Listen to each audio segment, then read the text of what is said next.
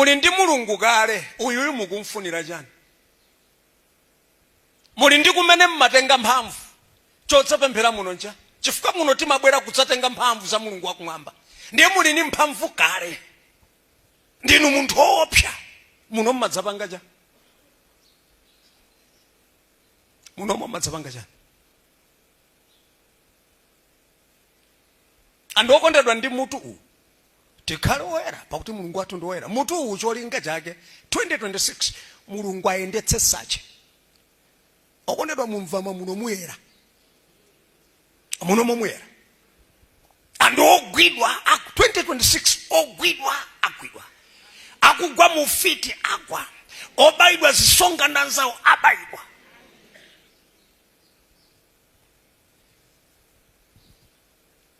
Ngati muli ni mulungu kale, mmalimbana bwanji ni mulungu uyu?